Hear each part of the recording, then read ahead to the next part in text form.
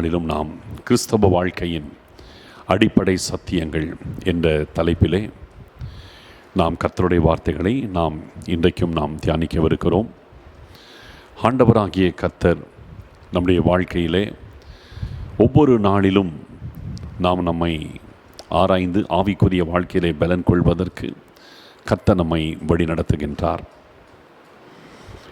நம்முடைய ஆவிக்குரிய வாழ்க்கையிலே நாம் நிலைத்திருப்பதற்கு கர்த்தர் நமக்கு செய்கின்ற பல காரியங்கள், நம்மை எச்சரிக்கின்ற சில விஷயங்கள் இருக்கிறது.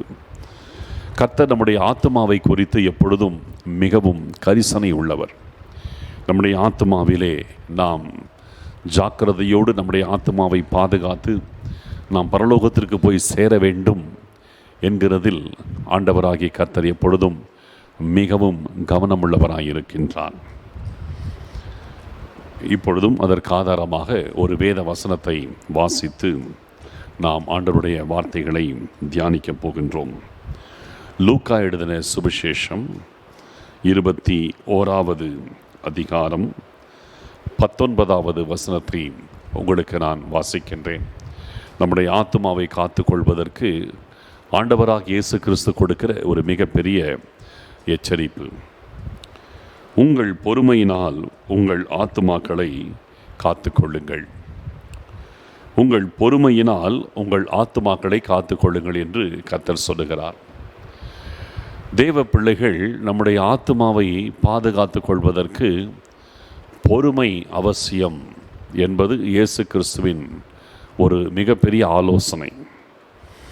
சரி, இந்த இடத்துல பார்க்கும் பொழுது நம்முடைய பொறுமையினால் நம்முடைய ஆத்மாவை நாம் எப்படி காத்து கொள்ளுகிறோம்? இந்த சம்பவம் இந்த இடத்தில் எந்த பின்னணியில் இவைகளை ஆண்டவர் சொல்லுகிறார் என்றால், உலகத்திலே உபத்திரவங்கள், பிரச்சனைகள், போராட்டங்கள் அங்கே வந்து கொண்டிருக்கிறது. அந்த உபத்திரவத்தின் நடுவிலே உங்கள் பொறுமையினால் உங்கள் ஆத்துமாக்களை காத்து கொள்ளுங்கள்னு சொல்கிறார். அதற்கு முன்னால் இருக்கிற வசனங்களை நீங்கள் பார்த்தீங்கன்னா உங்களுக்கு தெரியும். 17-18 வசனங்களை வாசிக்கிற பாருங்க. என் நாமத்து நிமித்தம் எல்லாராலும் பகைக்கப்படுவீர்கள், ஆனாலும் உங்கள் தலைமயிரில் ஒன்றாகிலும் அழியாது. அப்படி சொல்லிட்டு தான் இதை சொல்கிறாரு. எருசலேம் சேனைகளால் சூழப்பட்டிருப்பதை நீங்கள் காணும் பொழுது அதன் அழிவு சமீபமாயிற்றென்று அறியுங்கள். இப்போது இந்த இடத்துல தேசத்திலே உபத்திரவங்கள், பிரச்சனைகள் இருக்கிறது.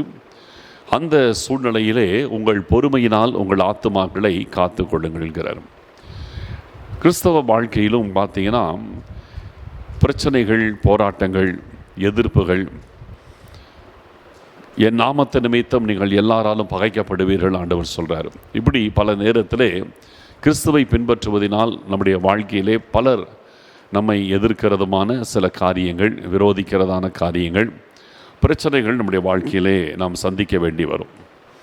அந்த சூழ்நிலைகளிலே ஒரு தேவ பிள்ளை நம்முடைய ஆத்மாவை நாம் பொறுமையினால் தான் பாதுகாத்து கொள்ள வேண்டும்.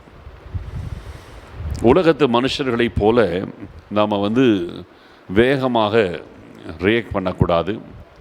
பொறுமை காக்க வேண்டும் என்பது தான் ஆண்டவருடைய காரியம். நாம் பொறுமை காக்கும்போது தான் நம்முடைய ஆத்மா ஆண்டவரை விட்டு போகாதபடிக்கு நாம் பாதுகாக்கப்பட முடியும். இப்போ எடுத்துட்டிங்கன்னா உலகத்து மனுஷர்கள் எந்த விதத்துலையும் ரியாக்ட் பண்ணுவாங்க. அவர்களுக்கு ஆவிக்குரிய காரியங்களை குறித்து பிரச்சனை இல்லை. ஏன்னா ஆவிக்குரிய வாழ்க்கையில் இல்லை. உங்களை வேதனைப்படுத்துகிறவர்கள், உங்களை கஷ்டப்படுத்துகிறவர்கள், நிந்திக்கிறவர்கள், பலவாறாக உங்கள் மனதை வேதனைப்படுத்துகிற நபர்கள் பார்த்திங்கன்னா அவங்க எப்படி வேணாலும் இருப்பாங்க. அவங்களுக்கு ஆவிக்குரிய வாழ்க்கை தெரியாதவர்களுக்கு பிரச்சனையே கிடையாது. ஆனால் ஆவிக்குரிய வாழ்க்கைக்குள் வந்தவர்கள் தான் நம்முடைய ஆத்மாவை ஜாக்கிரதையோடு காத்து கொள்ள வேண்டியது மிகவும் அவசியமாக இருக்கிறது. அப்போ இந்த விஷயத்தில் தான் ஆண்டவர் சொல்கிறாரு, உங்கள் பொறுமையினால் உங்கள் ஆத்துமாக்களை காத்து கொள்ளுங்கள். இந்த பொறுமையினால் ஆத்துமாக்களை காத்து கொள்வதை குறித்து இங்கே ஆண்டவர் சொல்லும் பொழுது, இதற்கு வேதத்தில் நீங்கள் பார்த்தீங்கன்னா ஒரு குறிப்பிட்ட மனுஷன் தன்னுடைய பொறுமையின் மூலமாக தன்னுடைய ஆத்துமாவை கடைசி வரைக்கும் காத்து கொண்ட ஒரு மனுஷன் வேதத்தில் இருக்கிறார். அந்த மனுஷனுடைய வாழ்க்கையை வைத்து இன்றைக்கி நான் உங்களுக்கு எப்படி நம்முடைய பொறுமையினால் நம்முடைய ஆத்மாவை நாம் காத்து கொள்ள வேண்டும் என்பதை குறித்து நாம் சில காரியங்களை நம்ம பார்க்க போகிறோம். எடுத்துக்கொள்ளலாம். யாக்கோபு எழுதின நிருபம் 5வது அதிகாரம் 11வது வசனம். யாக்கோபு 5:11. இதோ பொறுமையாக இருக்கிறவர்களை பாக்கியவான்கள் என்கிறோமே. யோபின் பொறுமையை குறித்து கேள்விப்பட்டிருக்கிறீர்கள். கர்த்தருடைய செயலின் முடிவையும் கண்டிருக்கிறீர்கள். கர்த்தர் மிகுந்த உருக்கமும் இரக்கமும் உள்ளவராய் இருக்கிறாரே. இங்கே பொறுமையை கையாண்டு அதனால் ஆசீர்வதிக்கப்பட்ட, தன்னுடைய ஆத்மாவை காத்து கொண்டு ஆசீர்வதிக்கப்பட்ட ஒரு மனுஷனை குறித்து நம்ம பார்க்குறோம். அவர்தான் யோபு. இதோ பொறுமையாக இருக்கிறவர்களை பாக்கியவான்கள் என்கிறோமே சொல்லிட்டு, யோபின் பொறுமையை குறித்து கேள்விப்பட்டிருக்கிறீர்கள். கர்த்தருடைய செயலின் முடிவையும் கண்டிருக்கிறீர்கள். அந்த பொறுமையினாலே ஆண்டவர் அவருடைய வாழ்க்கையில் என்ன செய்து முடித்தார், எப்படி அவருடைய வாழ்க்கையின் பின்பகுதியை ஆசீர்வதித்தார் என்பதையும் கண்டிருக்கிறீர்களே அப்படின்னு சொல்லிட்டு, கர்த்தர் மிகுந்த உருக்கமும் இரக்கமும் உள்ளவராய் இருக்கிறாரே. யோபு என்ற இந்த மனுஷன் பொறுமையின் உச்சம். அவர் பொறுமைசாலியாய் இருந்து தன்னுடைய ஆத்மாவை பாதுகாத்து கொண்டு ஆண்டவர் அவருக்கு நியமித்த நன்மையை தன்னுடைய வாழ்க்கையிலே அவர் சுதந்திரித்து கொண்டார். அதுதான் பெரிய ஒரு ஆசீர்வாதம், பெரிய பிளஸ்ஸிங். இந்த யோபுவை குறித்து நமக்கு நிறைய நம்ம பார்த்துருக்கோம். அவருடைய வாழ்க்கை நமக்கு தெரியும். இந்த மனுஷன் நியாயப்பிரமாண காலத்திற்கு முன்பதாக மனசாட்சியின் காலத்திலே வாழ்ந்த மனுஷன். இந்த மனுஷனுடைய காலத்திலே பார்த்திங்கன்னா சரியான இவருடைய எந்த வருஷத்தில் அவர் வாழ்ந்தார் என்பதற்கான சரியான முழு குறிப்புகள் நமக்கு பைபிளில் கிடையாது. ஊத்ஸ் என்ற தேசத்திலே இவர் வாழ்ந்ததாக தெரிகிறது. ஆதியாகமம் 11ஆம் அதிகாரத்தில் ஊத்ஸ் என்ற ஒரு மனுஷனை குறித்து நம்ம பார்ப்போம். அவருடைய சந்ததியாக இருந்திருக்கணும். ஆனால் இவருடைய காரியங்கள் என்னென்னு தெரியல. கிட்டத்தட்ட ஆபிரகாம் வாழ்ந்த அந்த காலகட்டத்தில் இந்த மனுஷன் வாழ்ந்திருக்கணும். அதாவது இந்த மனுஷனுடைய காலத்தில் பார்த்திங்கன்னா நியாயப்பிரமாணமோ எந்த நியமனமோ இல்லாத ஒரு காலகட்டம். அப்படிப்பட்ட காலகட்டத்தில் கூட இந்த மனுஷன் ஆண்டவரை அறிந்து, அவர் எப்படி அறிந்தார் நமக்கு தெரியாது, ஆண்டவரை அறிந்து தேவ பயத்தோடு தன்னுடைய வாழ்க்கையை நடத்தினவர். அந்த காலத்தில் இருந்த முழு உலகத்தில் இருந்த எல்லா ஜனங்களை பார்க்கிலும் இந்த யோபு மிகுந்த தேவ பக்தி உள்ளவனாக இருந்திருக்கிறார். இந்த யோபுவின் சரித்திரத்திலே முதல் வசனமே அவரை குறித்த சாட்சியோடு தான் ஆரம்பிக்கிறது. ஊத்ஸ் என்ற தேசத்திலே யோபு என்ற ஒரு மனுஷன் இருந்தான். அவன் உத்தமனும் சன்மார்க்கனும் தேவனுக்கு பயந்து பொல்லாப்புக்கு விலகுகிறவனுமாயிருந்தான் என்று ஆரம்பிக்கிறது. அவனை குறித்து நம் ஆண்டவராகிய கர்த்தரும் சாட்சி கொடுக்கிறார். அதே முதல் அதிகாரம் 8வது வசனத்திலே, அவன் உத்தமனும் சன்மார்க்கனும் தேவனுக்கு பயந்து பொல்லாப்புக்கு விலகுகிறவனுமாயிருந்தான், அவனைப் போல பூமியிலே ஒருவனும் இல்லை என்று கர்த்தரே சாட்சி கொடுக்கிறார். அப்படிப்பட்ட ஒரு மனுஷன். அவன் அவ்வளவு உத்தமமாய் கர்த்தருக்கு பயந்து தீமையை விட்டு விலகி வாழ்ந்த ஒரு மனுஷனாய் இருந்த காரணத்தினாலே ஆண்டவர் அந்த மனுஷனை ஆசீர்வதிக்கிறார். அவருக்கு மனைவி, அதோடு கூட 10 பிள்ளைகள் இருக்கிறாங்க. 7 குமாரர்களும் 3 குமாரத்திகளுமாக 10 பிள்ளைகளும், ஏராளமான சொத்துக்களும், ஆடுகள், மாடுகள், கழுதைகள், ஒட்டகங்கள், இப்படி மிருக ஜீவன்கள், ஏராளமான வேலைக்காரர்கள், அதை பராமரிக்கிறதற்கு ஏராளமான வேலைக்காரர்கள் வீட்டில் இருந்திருக்கிறாங்க. இப்படி இந்த யோபு மிகவும் பெயர் பெற்ற ஒரு மனுஷன். அந்த தேசத்திலேயே மிகவும் பெயர் பெற்ற மனுஷன், ஆசீர்வதிக்கப்பட்ட மனுஷன், வயதிலே மூத்தவர், எல்லாராலும் மதிக்கப்படத்தக்கவர், மிகுந்த ஆஸ்தி உள்ளவர், இப்படிப்பட்ட ஒரு சாட்சி உள்ளவர். அந்த ஊரை இவரை மதிக்கக்கூடிய அளவுக்கு இந்த மனுஷனுடைய வாழ்க்கை தரம் இருந்திருக்கிறது. ஆனால் முழு உலகத்தையும் சுற்றி வருகிற சாத்தான் இந்த தேவ மனுஷனை, ஆண்டவரோடு நெருங்கி வாழுகிற இந்த மனுஷனை எப்படியாயிலும் ஆண்டவரை விட்டு பிரித்து விட வேண்டும் என்று அவன் பிரயாசப்பட்டு ஆண்டவரிடத்தில் இந்த யோபுவை குறித்து அவன் பேசுகிறான்.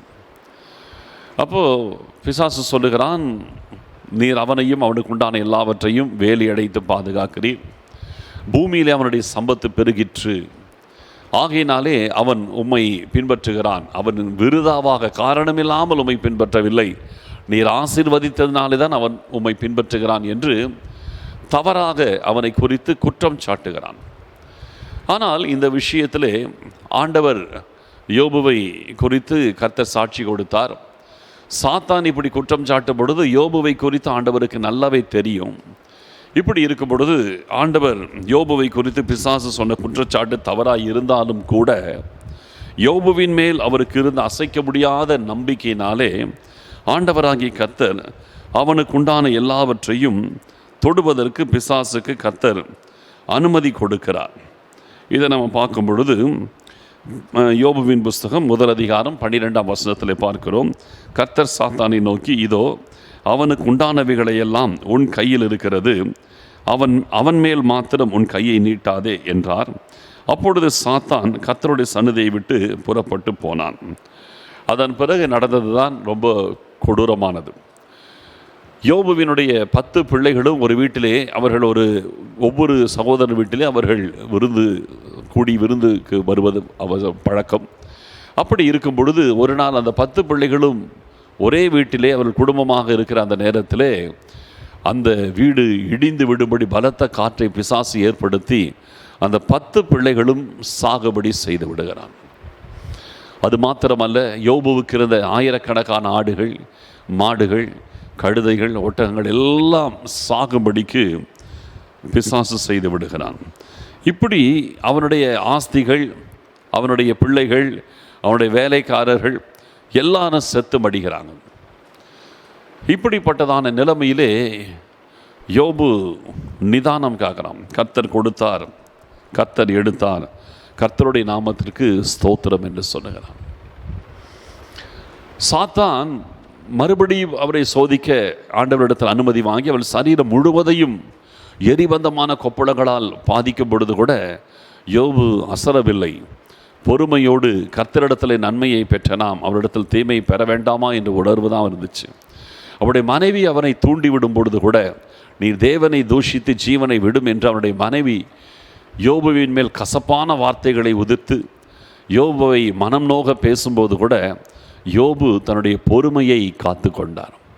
தன்னுடைய ஆஸ்திகள் போன பொழுதும், தன்னுடைய பிள்ளைகள் போன பொழுதும், தன்னுடைய சரீரத்தில் ஆரோக்கியம் போன பொழுதும், தன்னுடைய மனைவியே அவனை கசந்து கொண்டு தேவனை தூஷித்து ஜீவனை விடுங்கிறார், நீ கர்த்தரை தூஷித்து செத்துருங்கிறார். அந்த நிலைமையிலே கூட அவன் தன் பொறுமையை இழக்காமல் கர்த்தரிடத்திலே நன்மையை பெற்ற நாம் அவரிடத்தில் தீமையை பெற வேண்டாமா என்று ஒரு கேள்வியை எழுப்பி தன் மனைவியை அவன் கடிந்து கொள்ளுகிறார். பொறுமை இழக்கலை. பைத்தியக்காரி பேசுவது போல பேசுகிறாய் என்று தான் சொன்னாரே தவிர மற்றபடி தன் நிதானத்தையோ பொறுமையையோ யோபு இழக்கவே இல்லை. அந்த பொறுமையோடு இருக்கிறார். தன் உடலெல்லாம் சாம்பலில் உட்கார்ந்து ஒரு ஓட்டை எடுத்து சுரண்டி கொண்டிருக்கிறார். அவ்வளவு கொடிய வேதனை. அதுக்கு பிறகு நடக்கிற காரியங்கள் எல்லாம் நீங்கள் பார்த்தீங்கன்னா ரொம்ப வேதனை. யோபுவுக்கு 3 நண்பர்கள் இருக்கிறாங்க. இதை கேள்விப்பட்டு வராங்க. வந்து அவர்கள் யோபுவோடு கூட அவனுடைய வேதனையை பார்த்து 7 நாட்கள் அந்த இடத்துல அப்படியே அமைதியாக பேசாமல் உட்கார்ந்து அதை பார்க்குறாங்களாம். அதன் பிறகு அவர்கள் பேசுகிறார்கள். அவங்க பேசுகிற காரியங்கள் எல்லாத்தையும் கூட பார்த்தீங்கன்னா கூட யோபுவை குற்றப்படுத்துகிறதாகவே பல வார்த்தைகளை பேசுகிறாங்க. நீர் உம்முடைய அக்கிரமத்தை உம்முடைய வீட்டிலிருந்து விலக்கி விடும், இப்படிலாம் சொல்கிறாங்க. யோபுக்கிட்ட எந்த அக்கிரமமும் கிடையாது. அப்படி இருக்கும் பொழுது உம்முடைய அக்கிரமத்தை எல்லாமே வீட்டை விட்டு விலக்கி விடும், அப்பொழுது ஒருவேளை உம்முடைய பிரச்சனைகள் நீங்களாம், இப்படியெல்லாம் பேசி யோபுவின் இருதயத்தை இன்னும் மேலும் புண்படுத்துகிறார்கள். ஆனாலும் கூட யோபு இந்த விஷயத்திலே அவர் பொறுமை காத்து கொண்டே இருக்கிறார். நீங்கள் யோசிச்சு பாருங்கள், அவருடைய வாழ்க்கையில் இத்தனை பிரச்சனைகள், போராட்டங்கள் எல்லாவற்றையும் இழந்து விட்டாகிவிட்டது. சமாதானம் போய்விட்டது, ஆரோக்கியம் போய்விட்டது, வந்த நண்பர்களும் அவரை வேதனைப்படுத்துகிறாங்க. இத்தனை காரியங்கள் நடக்கும் பொழுது எந்த ஒரு மனுஷனும் பொறுமை காக்கிறது என்பது அவ்வளவு சாதாரண விஷயம் கிடையாது. பொறுமையாய் நிதானமாய் அவன் நடந்து கொள்வது என்பது அவ்வளவு ஈஸியான விஷயமே கிடையாது.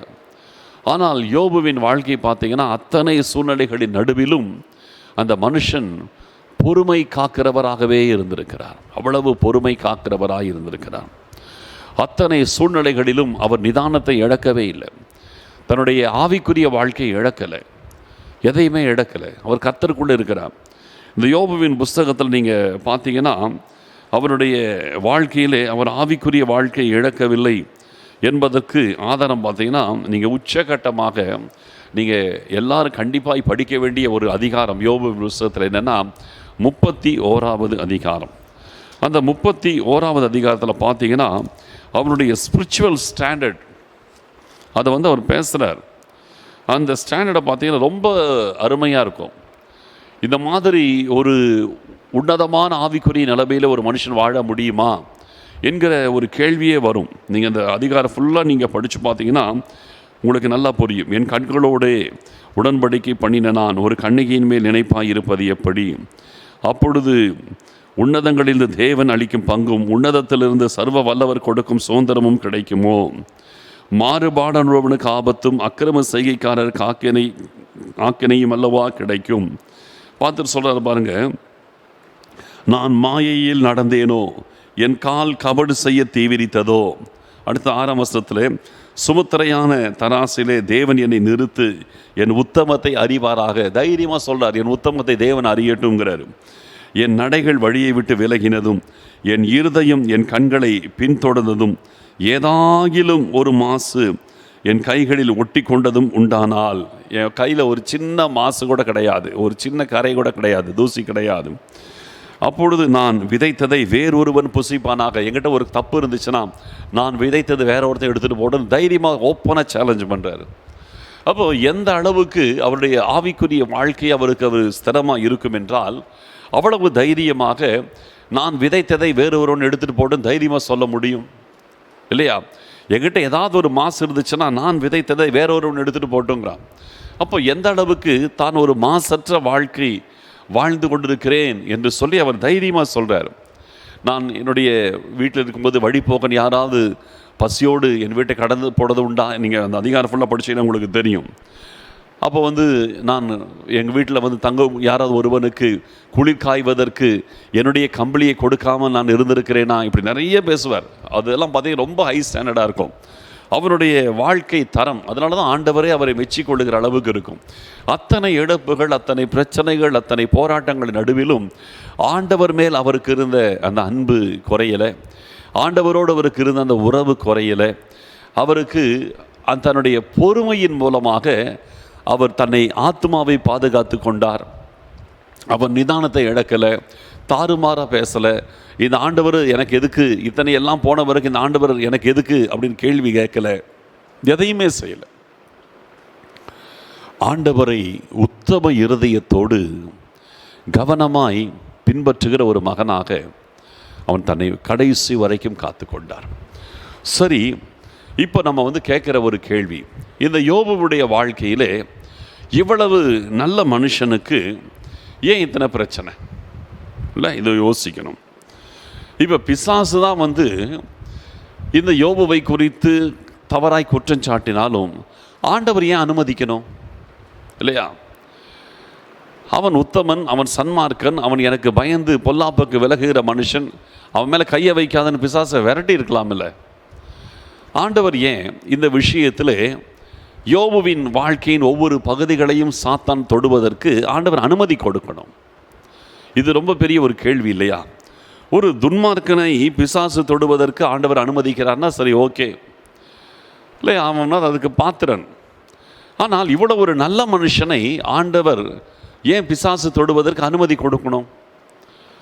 அப்போ இந்த மனுஷனுடைய வாழ்க்கையிலே இவன் எந்த தப்புமே செய்யாமல் இப்படி எல்லாத்தையும் இழக்கிறானே, இது எந்த விதத்தில் நியாயம்? இப்படிலாம் நீங்கள் நினைக்கலாம் இல்லையா?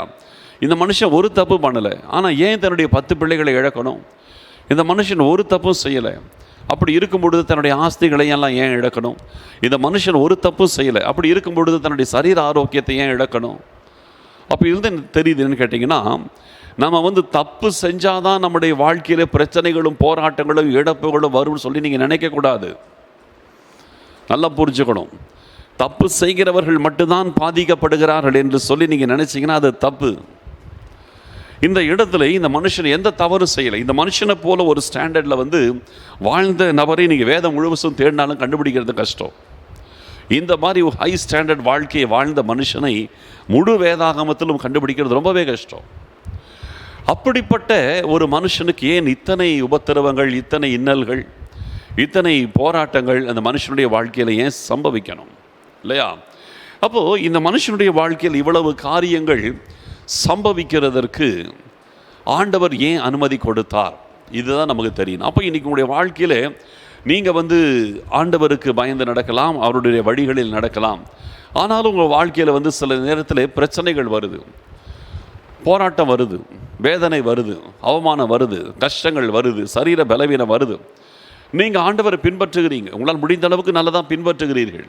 ஆனாலும் பிரச்சனைகள், போராட்டங்கள் வருது.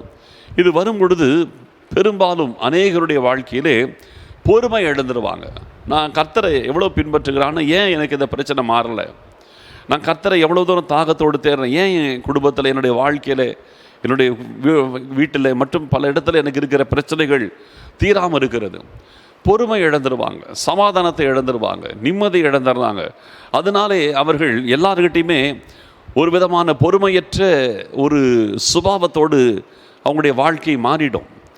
இப்படி போகிறதுனால நடக்கிறது என்னன்னு கேட்டிங்கன்னா, அந்த பொறுமை இழந்து அவருடைய நடவடிக்கைகளிலே மாற்றம் வரும் பொழுது அவங்களுடைய வாழ்க்கையிலே அவங்க ஆத்துமா பாதிக்கப்படும். கோபம், எரிச்சல் அதெல்லாம் சேரும் பொழுது அவங்களுடைய ஆத்துமா கெட்டு போகும், ஜப வாழ்க்கை கெட்டு போகும், வேதத்தை தியானிக்கிறது கெட்டு போகும், ஆண்டவரோடு இருக்கிற ஐக்கியம் கெட்டு போகும். பொறுமை போயிடுச்சுனா, நம்ம நிதானம் போயிடுச்சுனாலே நம்முடைய வாழ்க்கையிலே சமாதானம் போயிடுது. அதோடு நம்முடைய ஆத்துமா பாதிக்கப்பட ஆரம்பித்து விடுகிறது. தெய்வ பிள்ளைகளாகிய நாம் இந்த விஷயத்தில் ரொம்ப கவனமாக இருக்கணும். நம்முடைய எந்த சூழ்நிலையிலும் நம்முடைய பொறுமையை காத்துக்கொள்ளணும். அப்போது இந்த யோபுவின் வாழ்க்கை போல ஒரு பெரிய நல்ல உதாரணம் பைபிளில் எதுவுமே கிடையாது. யோபுவை விட நல்ல ஒரு மனுஷனை தேடுறது கஷ்டம். அதே நேரத்தில் யோபுவை போல பாதிக்கப்பட்ட மனுஷனை தேடுவதும் கஷ்டம், பார்க்குறதும் கஷ்டம். பைபிளில் எவ்வளவு நல்ல மனுஷனுக்கு ஏன் இவ்வளவு உபத்திரவம் இல்லையா? அப்போது இதை கம்பேர் பண்ணும்போது நம்மளாம் ஒன்றுமே கிடையாது. யோபுவை விட நம்ம சிறந்த வாழ்க்கையை வாழ்ந்துட்டு இருக்கிறோமா அப்படின்னு உண்மையாக யோசிச்சு பார்த்தீங்கன்னா இல்லைன்னு தான் சொல்ல வேண்டியிருக்கும். யோபுவை போல நம்ம பாடுகளை சந்திச்சிருக்கிறோமா என்று கேட்டால் கண்டிப்பாக இல்லைன்னு தான் சொல்ல வேண்டியிருக்கும். அப்போ இத்தனை நல்ல மனுஷனுக்கு இத்தனை உபத்திரவங்கள், அதன் நடுவிலும் அவர் பொறுமை காத்து கொண்டார்னா சம்திங் அவருடைய வாழ்க்கையில் ஒன்று இருக்கிறது. இந்த யோபுவுடைய வாழ்க்கையிலே அவர் பொறுமை காத்து கொண்டதற்கான பலனை அவர் அனுபவித்தார் என்று நம்ம யாக்கோபு நிருபத்தில் பார்க்குறோம். அதனுடைய முடிவை, கர்த்தருடைய செய்கையின் முடிவை நம்ம பார்க்குறோம் அப்படின்னு போட்டிருக்கு. இப்போ நான் உங்களுக்கு ஒரு பதில் சொல்கிறேன். நம்முடைய வாழ்க்கையிலே பிரச்சனைகள், போராட்டங்கள் வந்தாலும் உங்களுடைய பொறுமை நீங்கள் இழக்காமல் ஆண்டவர் மேலே நீங்கள் நம்பிக்கையோடு நீங்கள் கர்த்தரை பின்பற்ற வேண்டும். ஒரு நம்பிக்கை, விசுவாசம் உங்களுக்கு இருக்கணும். நான் ஆண்டவரை பின்பற்றுகிறேன், ஆண்டவரை தேடுகிற ஒரு நபர். என்னுடைய வாழ்க்கையிலே பிரச்சனைகளை, போராட்டங்களை, வேதனைகளை என் வாழ்க்கையிலே ஆண்டவர் அனுமதித்தாலும் ஆண்டவருக்கு ஏதோ ஒரு பெரிய ஒரு திட்டம் ஒன்று இருக்கிறது. ஒரு திட்டம் இல்லாமல் என் வாழ்க்கையில் ஆண்டவர் எதையுமே அனுமதிப்பது கிடையாது. அப்போ யோபுவின் வாழ்க்கையில் பார்த்தீங்கன்னா, நீங்கள் நல்லா கவனித்து பார்த்தீங்கன்னா, ஃபஸ்ட் சாப்டர்லேயே அவருடைய வாழ்க்கையின் ஆசீர்வாதமும் அவருடைய வாழ்க்கையும் ரெண்டுமே இருக்குது. இந்த யோபுவின் புஸ்தகத்தில் பார்த்தீங்கன்னா, முதல் வசனத்தில், இந்த புத்தகத்தின் முதல் வசனத்தில் அவருடைய ஆவிக்குரிய நிலைமை வேதம் சொல்லுகிறது. அவர் உத்தமன், சன்மார்க்கன், தேவனுக்கு பயந்து பொல்லாப்புக்கு விலகுகிறவன். அந்த யோபுவினுடைய ஆசீர்வாதங்கள் 2வது 3வது வசனங்களிலே அவருடைய ஆசீர்வாதங்கள் சொல்லப்படுது இல்லையா? அவனுக்கு 7 குமாரரும் 3 குமாரத்திகளும் பிறந்தார்கள். இது 2வது வசனம். 3வது வசனத்தில் அவருக்கு 7000 ஆடுகளும் 3000 ஒட்டகங்களும் 500 ஏர்மாடுகளும் 500 கழுதைகளுமாகி மிருக ஜீவன்களும் இருந்ததுமன்றி திரளான பணிவிடைக்காரரும் இருந்தார்கள். அதனால் அந்த மனுஷன் கிழக்கத்தி புத்திரர் எல்லாரிலும் பெரியவனாயிருந்தான். முதலாவது அவருடைய ஆவிக்குரிய வாழ்க்கை சொல்லப்பட்டு அதன் பிறகு அவருடைய ஆசீர்வாதம் சொல்லப்படுகிறது. அப்போ இதில் என்ன தெரியுதுன்னா, அவருடைய நல்ல ஆவிக்குரிய வாழ்க்கை நிமித்தம் அவருக்கு கர்த்தர் மிகுதியான சிறந்த ஆசீர்வாதத்தை கர்த்தர் கொடுத்து அந்த தேசத்திலேயே கிழக்கத்தி புத்திரர்களிலேயே மிகவும் பெரிய ஒரு மனுஷனாய் தேவன் அவரை உயர்த்தி வச்சிருந்தார். இப்போது இவ்வளவு உயர்வுகளை பெற்ற அந்த மனுஷன் தன்னுடைய ஆவிக்குரிய நிலையிலிருந்து சரிஞ்சு போகவே இல்லை. நிறைய பேருடைய வாழ்க்கையை பார்த்தீங்கன்னா, கஷ்டத்தில் இருக்கும்போது நல்ல கர்த்தரை தேடுவாங்க. வாழ்க்கையில் தரம் அவங்களுக்கு உயர்த்தப்படும் பொழுது அவங்க ஆவிக்குரிய வாழ்க்கையிலிருந்து சரிஞ்சிருவாங்க. அவங்களுடைய உலகத்திலே அவங்க வாழ்க்கை தரம் உயரும் பொழுது ஆவிக்குரிய தரம் நிறைய பேருடைய வாழ்க்கையில் குறைந்து போகும். நிறைய பேரை நம்ம பார்க்குறோம், கஷ்டத்தோடு இருக்கும்போது சின்சியராக கர்த்தரை தேடுவாங்க. ஆசீர்வாதம் அவங்க வாழ்க்கையில் பெருகும் பொழுது அவங்க அந்த ஆசீர்வாதத்தின் பின்னால் போய் ஆண்டவரை விட்டு விடுகிற காரியங்கள் நிறைய பேருடைய வாழ்க்கையில் சம்பவிக்கும். அப்போது இதிலிருந்து நம்ம ஒரு காரியத்தை நம்ம புரியணும். யோபுவுடைய வாழ்க்கையில் பார்த்தீங்கன்னா அவர் நல்ல ஆசீர்வாதம் இருந்தும் ஆண்டவரை தேடுகிற விஷயம் நல்லா இருந்துச்சு. இப்போ ஆண்டவர் பார்க்குறாரு, இவன் நல்லா என்னை தேடுறான், உத்தமனாய் சன்மார்க்கனாய் தேவனுக்கு பயந்து பொல்லாப்புக்கு விலகுகிறவனாய் இருக்கிறான், இவனை நான் ஆசீர்வதிச்சிருக்கிறேன். ஆசீர்வதித்தாலும் தன்னுடைய உத்தம வாழ்க்கையை அவன் இழக்கவே இல்லை. இப்போது நான் அவனை இன்னும் அதிகமாய் ஆசீர்வதிக்க வேண்டும். இதை ஆண்டவர் யோசிக்கிறார். இப்போ பாருங்கள், அவனுடைய நல்ல வாழ்க்கை, அதற்கேற்ற ஆசீர்வாதம்.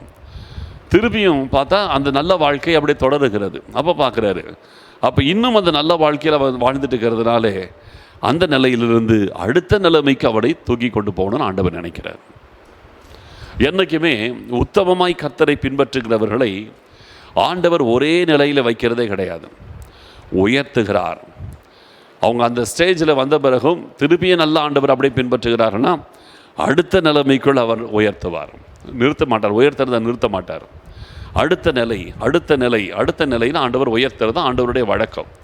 எப்பவுமே ஆண்டவர் தன்னுடைய பிள்ளைகள் உத்தமமாய் பின்பற்றுகிறவர்களை மேன்மைப்படுத்திகிட்டே இருப்பார், முடிவில்லாமல் மேன்மைப்படுத்திகிட்டே இருப்பார். நீங்கள் பைபிளில் நீங்கள் பார்த்தீங்கன்னா தெரியும், ஒவ்வொருத்தருடைய வாழ்க்கையில், தானியேலுடைய வாழ்க்கையில் யோசிச்சு பாருங்கள், படிப்படியாக உயர்ந்துக்கிட்டே தான் போயிட்டே தான் இருப்பாங்க, ஒரே நிலைமையில் இருக்கவே மாட்டாங்க. அடுத்த எல்லை அடுத்த எல்லை அடுத்த எல்லைக்குள்ளே கர்த்தர் கொண்டு போயிட்டே இருப்பார். அதே போல தான் ஆண்டவர் என்ன செய்கிறாரு, அடுத்த எல்லைக்குள் கொண்டு போக நினைக்கிறார். இப்போ இந்த அடுத்த எல்லைக்குள் போகிறதற்கு ஆண்டவர் நினைக்கும் போது தான் இந்த பிசாசின் சோதனைகள் அவரை கடக்க வேண்டிய ஒரு சூழ்நிலை வரும்போது ஆண்டவர் அனுமதி கொடுக்கிறார். இப்போ இந்த அனுமதியிலே ஆண்டவர் கொடுக்கிறதுலே ஏன் இந்த நல்ல மனுஷனுக்கு இப்படி ஒரு தீங்குக்கு கர்த்தர் அனுமதி கொடுத்தார்னா, ஆண்டவர் பார்த்து அவருடைய உத்தமத்தை இன்னும் அடுத்த எல்லைக்குள் அவர் நிரூபிக்கிறதற்கு ஆண்டவர் ஒரு தருணத்தை கொடுத்தார்.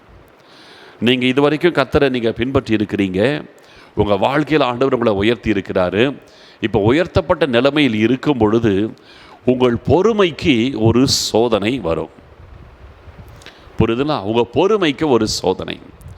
யோபுவின் பொறுமைக்கு ஒரு சோதனை என்ன? இத்தனை ஆசீர்வாதங்களையும் கொடுத்த நான் அதை எடுத்தா அவன் பொறுமையாக இருப்பானா அல்லது என்னை தூஷித்து விட்டு ஓடி போவானா? இத்தனை நன்மைகளை கொடுத்த நான் அவைகளை அவன் வாழ்க்கை விட்டு எடுத்தால் அவன் எப்படி ரியாக்ட் பண்ணுவான்?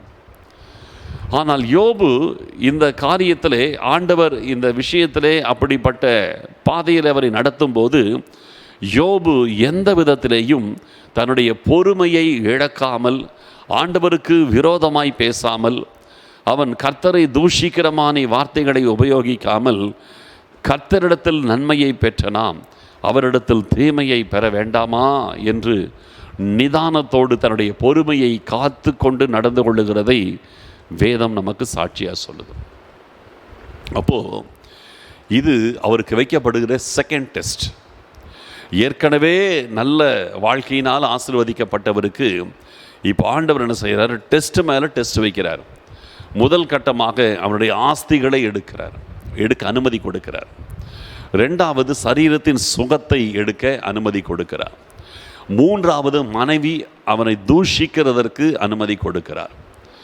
அப்போது இந்த மாதிரி காரியங்கள் எல்லாம் நடக்கும் பொழுது நம்ம பொறுமையை காத்து கொள்வது தான் நம்முடைய வாழ்க்கையிலே மேன்மைகளை நமக்கு தரும். இப்படிப்பட்ட சூழ்நிலைகளிலே நாம் பொறுமையை காத்து கொள்ளும் பொழுது நிச்சயமாகவே ஆண்டவராகிய கர்த்தர் நம்முடைய வாழ்க்கையிலே நம்மை மேன்மைப்படுத்துகிற தேவனாக இருக்கிறார்.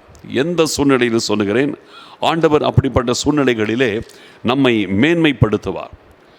நம்ம வாழ்க்கையிலே போராட்டங்கள், பிரச்சனைகள், வேதனைகள் வரும் பொழுதும் நாம் பொறுமையோடு ஆண்டவரை பின்பற்றுகிற விஷயத்திலே நாம் கவனத்தோடு நாம் காணப்படும் பொழுது நிச்சயமாகவே ஆண்டவர் அதற்கென்று ஒரு உயர்வை நமக்கு வைக்கிறார். இப்போது இந்த பொறுமையை அவர் காத்து கொண்டிருந்ததுனால தான் பிற்காலத்தில் அவர் உயர்த்தப்பட்டார். இதை சொல்லும் பொழுது வேதத்தில் இன்னொரு சம்பவத்தை நான் உங்களுக்கு காண்பிக்கிறேன் பாருங்கள். இது எவ்வளோ பெரிய ஒரு நம்பிக்கை பாருங்கள். தாவீதுடைய வாழ்க்கையிலேருந்து உங்களுக்கு ஒரு நம்பிக்கை காட்டுறேன் பாருங்கள். 2 சாமுவேல் 16வது அதிகாரம், 2 சாமுவேல் 16வது அதிகாரம் 5வது வசனத்திலிருந்து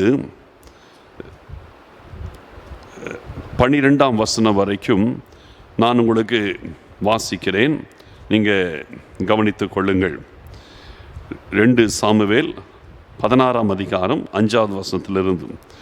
தாவீது ராஜா பகூரி மட்டும் வந்தபோது, இதோ சவுல் வீட்டு வம்சத்தானாயிருக்கிற கேராவின் குமாரனாகிய சீமேயி என்னும் பேருள்ள ஒரு மனுஷன் அங்கே இருந்து புறப்பட்டு தூஷித்து கொண்டே நடந்து வந்து, சகல ஜனங்களும் சகல பலசாலிகளும் தாவீதின் வலதுபுறமாகவும் இடதுபுறமாகவும் நடக்கையில் தாவீதின் மேலும் தாவீது ராஜாவினுடைய சகல ஊழியக்காரர்கள் மேலும் கற்களை எறிந்தான்.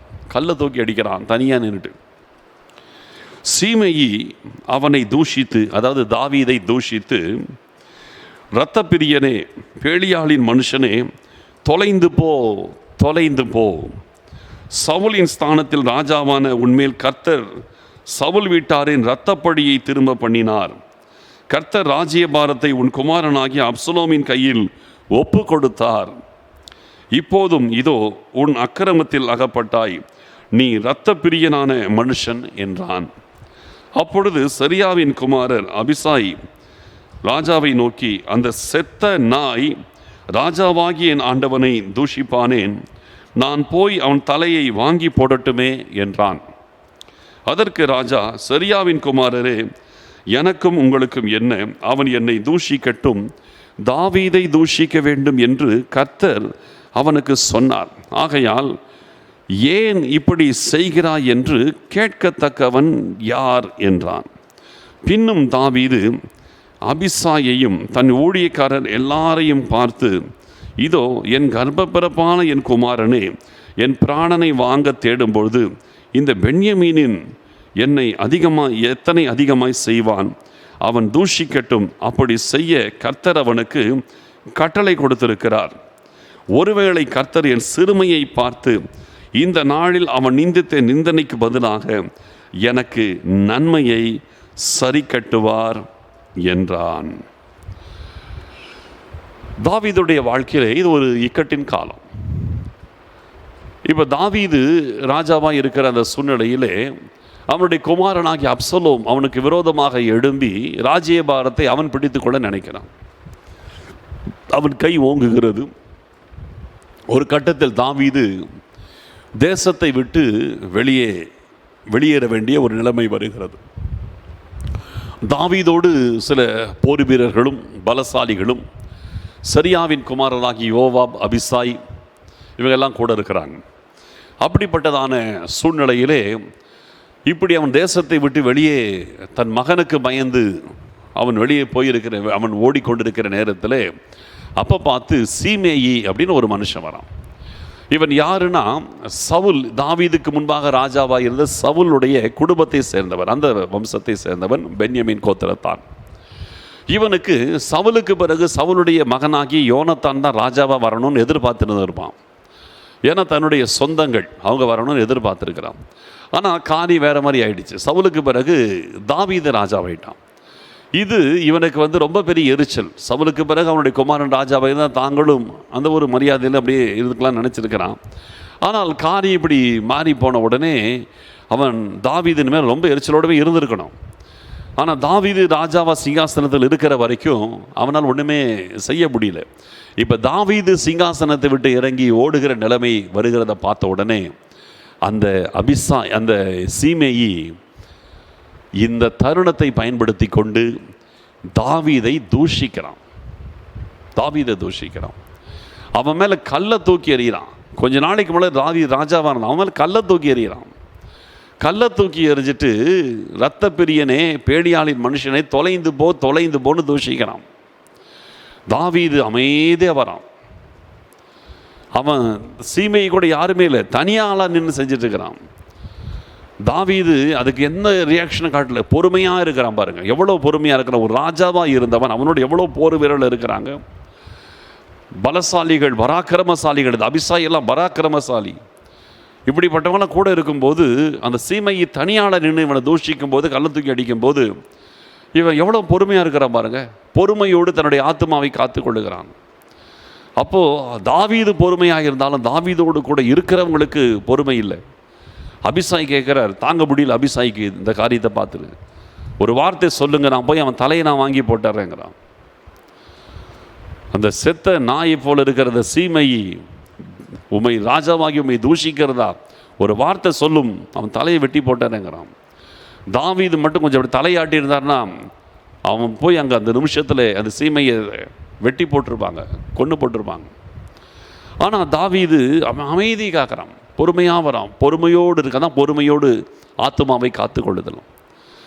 அதற்கு பிறகு அவன் இங்கெல்லாம் திருப்பி திருப்பி கேட்கும்போது தாவீது கடைசியில் சொல்கிறான், இன்றைக்கு தாவீதை தூஷிக்க வேண்டும் என்று கர்த்தர் அவனுக்கு அனுமதி கொடுத்திருக்கிறார். ரொம்ப அழகாக சொல்கிறா பாருங்க. 11ஆம் வசனம், பின்னும் தாவீது அபிசாயையும் தன் ஊழியக்காரர் எல்லாரையும் பார்த்து, இதோ என் கர்ப்ப பிறப்பாகிய என் குமாரனே என் பிராணனை வாங்க தேடும் பொழுது இந்த பென்யமீன் எத்தனை அதிகமாய் செய்வான், அவன் தூஷிக்கட்டும், அப்படி செய்ய கர்த்தர் அவனுக்கு கட்டளையிட்டு இருக்கிறார். என்ன ஒரு வார்த்தை பாருங்க. என் மகனே எனக்கு விரோதமாக எழும்பும்போது இந்த பென்யமீன் எவ்வளோ அதிகமாக செய்வான், அவன் அப்படி செய்யறதுக்கு கர்த்தர் கட்டளை கொடுத்திருக்கிறார். அப்போ இந்த தீங்கான காரியம், இந்த சீமை என்னை தூஷிப்பதற்கு ஆண்டவர் அனுமதி கொடுத்ததுனால தான் இது நடக்குது. மற்றபடி அவன் எல்லாம் தூஷிக்க முடியாது. அதனாலே ஒன்று செய்ய வேணான்னு சொல்லிடுறான்.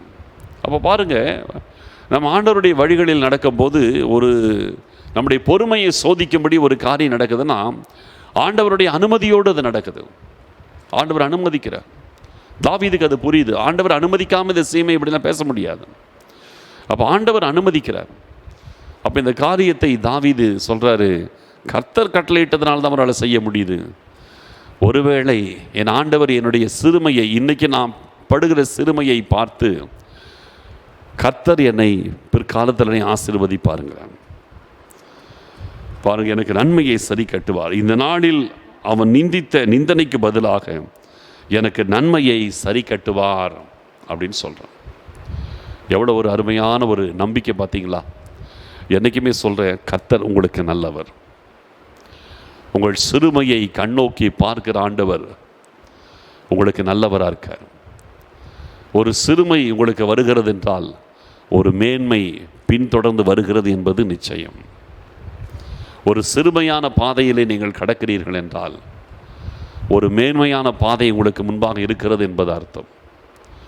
யோபுவை அவனுடைய மனைவியே சிறுமைப்படுத்தும் போது நீங்கள் நல்லா கவனிக்கணும், அவனுடைய மனைவிக்கு தெரியாது. யோபுவுக்கு ஒரு நம்பிக்கை இருந்துச்சு, கர்த்தர் ஏதோ ஒரு நோக்கத்தோடு நடத்துகிறார், நிச்சயம் ஒரு நன்மை இருக்கிறது. தாவீதுக்கு அந்த நம்பிக்கை இருந்துச்சு, யோபுவுக்கு அந்த நம்பிக்கை இருந்துச்சு. அந்த நம்பிக்கையோடு யோபுவும் பொறுமையோடு தன்னுடைய ஆத்துமாவை காத்து கொள்ளுகிறார். அந்த நம்பிக்கை இருந்ததுனால தான் பொறுமையோடு தன்னுடைய ஆத்துமாவை அவங்களெல்லாம் காத்துக்கொள்ள முடிஞ்சது. அப்போ இந்த இடத்துல பார்க்கும் பொழுது எவ்வளவு பொறுமையோடு இவர்கள் எல்லாரும் தங்களுடைய ஆத்துமாக்களை காத்து கொண்டிருக்கிறாங்க. இப்போ இதனுடைய பலன் என்ன? யோபுவின் விஷயத்தில் பார்த்தீங்கன்னா யாக்கோபு சொல்கிறாரு, கர்த்தருடைய செயலின் முடிவையும் அறிந்திருக்கிறீர்களே அப்படின்னு கேட்குறாருல. கர்த்தரின் செயலின் முடிவு, இந்த பொறுமையாக இருந்ததற்கு கண்டிப்பாக பலன் இருக்குது. நீங்கள் பொறுமையாக இருந்துட்டீங்கன்னா நிச்சயம் சொல்கிறேன், உங்களுக்கு நல்ல பலன் இருக்கிறது. பல நேரத்தில் ஆண்டவர் என்ன செய்வார், உங்களை பொறுமை தான் காக்க சொல்லுவார். உங்களை கஷ்டப்படுத்துவாங்க, வேதனைப்படுத்துவாங்க. ஆனால் நீங்கள் ரியாக்ட் பண்ணக்கூடாதுன்னு ஆண்டவர். அவங்க பண்ணட்டும், நீங்கள் ரியாக்ட் பண்ணாதீங்கன்னு, பதிலுக்கு பதில் நீங்கள் ரியாக்ட் பண்ணாதீங்கன்னு. அப்படி கர்த்தர் சொல்லும்போது நம்ம அமைதி காக்கணும், பொறுமை காக்கணும். ஆண்டவர் அதுக்கு பலன் கொடுப்பார். நிச்சயம் சொல்லுகிறேன், அந்த இடத்தில் வைத்து ஆண்டவர் உங்களை கண்டிப்பாக அதுக்கு பிறகு ஆண்டவர் உங்களுக்கு ரிவார்ட் கொடுக்காமல், உங்களை உயர்த்தாமல் இருக்கவே மாட்டார். இப்போ நான் யோபுவின் வாழ்க்கையில் கடைசி பகுதியை நான் வாசிக்கிறேன் பாருங்கள். யோபுவின் புஸ்தகம் 42வது அதிகாரத்துக்கு வந்துடுவோம். கடைசி அதிகாரம். இங்கே தான் கர்த்தரின் செயலின் முடிவு இந்த இடத்துல தான் இருக்குது. இங்கே என்ன நடக்குது பாருங்கள். அப்பொழுது யோபு 42ஆம் அதிகாரம் முதல் வசனத்திலிருந்து வாசிக்கிற பாருங்கள். அப்பொழுது யோபு கர்த்தருக்கு பிரதியுத்தரமாக, தேவரீர் சகலத்தையும் செய்ய வல்லவர், நீர் செய்ய நினைத்தது தடைப்படாது என்பதை அறிந்திருக்கிறேன். இப்போ யோபு கூட தெரிஞ்சிச்சு, நீர் சகலத்தையும் செய்ய வல்லவர், நீர் செய்ய நினைக்கிறது தடைப்படாது. என்னமோ செய்ய போறீங்க, நீங்க செய்யறது தடைப்படாது என்று சொல்றார். அதன் பிறகு பார்த்தீங்கன்னா, ஆண்டவர் இந்த இடத்துல யோபுவினுடைய சிநேகிதர்களை கர்த்தர் கடிந்து கொள்ளுகிறார். 7வது வசனத்தில் வாசிக்கிறேன் பாருங்க. கர்த்தர் இந்த வார்த்தைகளை யோபோடு பேசின பின் கர்த்தர் தேமானியனாகிய எலிப்பாசை நோக்கி, உன்மேலும் உன் 2 சகோதரர் மேலும் எனக்கு கோபம் ஒழுகிறது. என் தாசனாகி யோபு பேசினது போல நீங்கள் என்னை குறித்து நிதானமாய் பேசவில்லை. ஆண்டவர் சர்டிஃபை பண்ணுறாரு பாருங்க. யோபு பேசுனது போல நீங்கள் நிதானமாக பேசலை. யோபு எவ்வளவு பொறுமையோடு பேசினா, நீங்கள் அப்படி பேசலை. கர்த்தர் அந்த இடத்துல யோபுவை குறித்து மீண்டும் சாட்சி கொடுக்கிறார். ஆதலால் நீங்கள் 7 காளைகளையும் 7 ஆட்டுக்கடாக்களையும் தெரிந்து கொண்டு என் தாசனாகி யோபுவினிடத்தில் போய் உங்களுக்காக சர்வாக தகன பலிகளை இடுங்கள். என் தாசனாகி யோபுவும் உங்களுக்காக வேண்டுதல் செய்வான். நான் அவன் முகத்தை பார்த்து உங்களை உங்கள் புத்தியினத்திற்கு தக்கதாக நடத்தாதிருப்பேன். என் தாசனாகி யோபு பேசினது போல நீங்கள் என்னை குறித்து நிதானமாய் பேசவில்லை. திருப்பி சொல்றாரு, யோபு மாதிரி நிதானமா பொறுமையா நீங்க பேசல. நீங்க யோபு கிட்ட போய் இருந்து பலி செலுத்துங்க, அவன் உங்களுக்காக வேண்டுதல் செய்வான், அதுக்கு பிறகுதான் நான் உங்களை ஆசீர்வதிக்க முடியுங்கிறார். அப்பொழுது தேமானியனாகிய எலிப்பாசும் சூகியனாகிய பில்தாத்தும் நாகமாத்தியனாகிய சோப்பாரும் போய் கர்த்தர் தங்களுக்கு சொன்னபடியே செய்தார்கள். அப்பொழுது கர்த்தர் யோபுவின் முகத்தை பார்த்தார். யோபு தன் சிநேகிதருக்காக வேண்டுதல் செய்த பொழுது கர்த்தர் அவன் சிறையிருப்பை மாற்றினார். யோபுவுக்கு முன் இருந்த எல்லாவற்றை பார்க்கிலும் இரட்டத்தனையாய் கர்த்தர் அவனுக்கு தந்தருளினார். அடுத்தது பார்த்தீங்கன்னா 12வது வசனத்திலே, கர்த்தர் யோபுவின் முன்னிலைமையை பார்க்கிலும் அவன் பின்னிலைமையை ஆசீர்வதித்தார். 14,000 ஆடுகளும் 6,000 ஒட்டகங்களும் 1,000 ஏர்களும் 1,000 கழுதைகளும் அவனுக்கு உண்டாயிருந்தது. அப்போ இந்த இடத்துல பார்த்தீங்கன்னா, கர்த்தர் முன்பு இருந்ததை விட இரட்டத்தனையாக கர்த்தர் யோபுவை ஆசீர்வதித்ததை பார்க்க முடிகிறது. அந்த பொறுமையின் பலன் இதுதான், இரட்டத்தனையான ஆசீர்வாதம், அந்த பொறுமையின் ஆசீர்வாதம். நான் சொல்கிறேன், உங்களுடைய வாழ்க்கையிலே இக்கட்டுகள், பிரச்சனைகள், போராட்டங்கள் எல்லாம் வந்தாலும் சரி, பொறுமையை காத்துக்கொள்ளுங்கள், நிதானத்தை இழந்துடாதீங்க. பொறுமையோடு உங்கள் ஆத்மாவை நீங்கள் பாதுகாத்து கொள்ளுங்கள். அப்படி நீங்கள் பாதுகாத்து கொள்ளும் பொழுது கர்த்தர் அதை கவனித்து அதன் செயலின் முடிவை உங்களுக்கு தருவார். என்ன? கர்த்தர் முன்பு இருந்ததை விட இரட்டத்தனையாய் ஆசீர்வதிக்கிறவராக இருக்கிறார். இப்போ ஆண்டவர் ஏன் யோபுவின் வாழ்க்கையிலே இந்த உபத்திரவங்களை அவன் நல்ல மனுஷனாக இருந்தும் அனுமதித்தார்னா, இந்த நல்ல மனுஷனை, இது உத்தமமாய் தன்னை பின்பற்றுகிற இந்த மனுஷனை, இந்த நீதிமானை இருக்கிற நிலைமையிலிருந்து இன்னும் டபுள் லெவலில் ஆசீர்வதிக்கணும்னு கர்த்தர் நினச்சிட்டார். அதற்கு ஆண்டவர் என்ன செய்கிறாரு? இந்த பாதைகளை கர்த்தர் அனுமதிக்கிறாரு. அனுமதித்து அவருடைய வாழ்க்கையிலே இரட்டத்தனையான நன்மைகளை அனுபவிக்கும்படி ஆண்டவர் கிருபை கொடுக்கிறார். இரட்டத்தனையாய் கர்த்தர் ஆசீர்வதித்து உயர்த்தினார். நீங்களும் சொல்லுகிறேன், எந்த நிலைமையிலும் உங்கள் நிதானத்தை இழக்காமல், பொறுமை இழக்காமல் உங்கள் ஆத்மாவை பாதுகாத்து கொள்ளுங்கள்.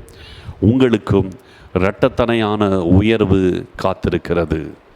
ஆண்டவர் உங்களையும் 2 மடங்கு ஆசீர்வதிக்க வல்லமையுள்ள ஆண்டவராய் இருக்கிறார், மேன்மைப்படுத்துகிற தேவனாய் இருக்கிறார். கர்த்தரை உறுதியாய் பிடித்து கொள்ளுங்கள். கர்த்தர் உங்களை இன்னும் ஆசீர்வதிப்பதற்காகவே சில நெருக்கடிகளின் பாதைகளை உங்களுக்கு அனுமதிக்கிறார். பொறுமையை காத்து கொள்ளுங்கள். நிச்சயம் ஆண்டவர் தீர்மானித்த நன்மைகளை நீங்கள் சுதந்தரித்துக் கொள்ளுவீர்கள். ஜெபிக்கலாம். ஸ்தோத்திரம். ஆண்டவராகிய கர்த்தர் நம்முடைய பொறுமையின் மூலமாக நம்முடைய ஆத்மாவை நாம் காத்து கொள்ள வேண்டும் என்று கர்த்தர் சொல்லியிருக்கிறார். நம்முடைய பொறுமையினால் நம்முடைய ஆத்மாவை காத்துக்கொள்ள பொறுமை அவசியம். நம்முடைய பொறுமையை இழக்கும்படியாக பல காரியங்கள் நம்ம வாழ்க்கையில் வரும். ஆண்டவர் ஏன் அதை அனுமதிக்கிறார்? ஏன் தெரியுமா? உங்களை அடுத்த எல்லைக்குள் உயர்த்துவதற்காக. அந்த இடத்திலே நீங்கள் பொறுமையை காத்து கொண்டு சத்துருவுக்கு வெட்கத்தையும் கர்த்தருக்கு மகிமையும் நீங்கள் கொண்டு வரும் பொழுது ஆண்டவர் உங்கள் மேல் பிரியமாயிருந்து உங்களை அடுத்த எல்லைக்குள் உங்களை ஆசீர்வதிக்க அவர் சித்தமாயிருக்கிறார். அதை ஆண்டவரே உங்களுக்கு செய்வார். அருமையான தேவ பிள்ளைகளே, உங்கள் பொறுமையை இழந்துடாதீங்க. தாவீதுடைய வாழ்க்கையிலும் சீமை என்கிற ஒரு மனுஷன் வந்து தூஷிக்கும் பொழுதும் தாவீது சொன்னான், கர்த்தர் அவனுக்கு அனுமதி கொடுத்திருக்கிறார். இல்லைன்னா இந்த பென்யமீனன் இப்படி என்ன தூஷிக்க முடியாது. அதனாலே ரியாக்ட் பண்ண வேண்டாம், அந்த சீமையை கொல்ல வேண்டாம். கர்த்தர் அனுமதிக்கிறார், அதனால் அந்த சீமைக்கு ஒன்றும் பண்ணாதீங்க. அவன் பொறுமையோடு நடந்து கொண்டான். தாவீதுக்கு ஒரு நம்பிக்கை இருந்துச்சு, என்ன, கர்த்தர் என் சிறுமையை பார்த்து எனக்கு நன்மையை சரி கட்டுவார். உண்மையாக சொல்கிறேன், உங்கள் சிறுமையை பார்த்து ஆண்டவர் உங்களுக்கு நன்மையை சரி கட்டுவார். அதை நீங்கள் கண்டிப்பாக சுதந்தரிப்பீங்க, சீக்கிரம் சுதந்தரிப்பீங்க. ஆண்டவர் உங்களை மேன்மைப்படுத்துகிற காலம் வெகு தொலைவில் இல்லை. உங்கள் பொறுமையினால் உங்கள் ஆத்துமாக்களை காத்து கொள்ளுங்கள். ஸ்தோத்திரம் ஆண்டவரே. இந்த வார்த்தைகள் அநேகரை ஆண்டவரை அடுத்த எல்லைக்குள் நீங்கள் உயர்த்துவதற்கு வழிவகுக்கிறதற்காக ஸ்தோத்திரம். இதன் மூலமாக தங்கள் ஆத்துமாக்களை தங்கள் பொறுமையோடு இருந்து காத்து கொண்டு அடுத்த எல்லைக்குள் உயர்ந்து வர நமது பிள்ளைகளுக்கு உதவி செய்யுங்க அப்பா. இந்த வார்த்தைகளின்படியே ஒவ்வொருவருடைய வாழ்க்கையிலும் சம்பவிக்க போகிறதற்காக ஸ்தோத்திரம். உங்களுக்கு நன்றி செலுத்துகிறோம். ஸ்தோத்திரம் ஆண்டவரே, உங்களுக்கு நன்றி செலுத்துகிறோம் அப்பா. ஆசீர்வதிங்க, காத்து கொள்ளுங்க, பெரிய காரியங்களை செய்யுங்க, ஒவ்வொருவரையும் உயர்த்துங்க. ஒவ்வொருவரும் தங்களுடைய வாழ்க்கை பயணத்தை, ஆவிக்குரிய காரியத்தை உணர்ந்து கொள்ள, புரிந்து கொள்ள கிருபை கொடுங்க. ஆசீர்வதிங்க. துதி கன மகிமை யாவற்றையும் நாங்கள் உமக்கு செலுத்துகிறோம். இயேசு கிறிஸ்துவின் மூலம் ஜெபிக்கிறோம் நல்ல பிதாவே, ஆமேன். என் ஆத்துமாவே கர்த்தரை ஸ்தோத்திரி, என் முழு உள்ளமே அவருடைய பரிசுத்த நாமத்தை ஸ்தோத்திரி. என் ஆத்துமாவே கர்த்தரை ஸ்தோத்திரி, அவர் செய்த சகல உபகாரங்களையும் மறவாதே. ஆமேன்.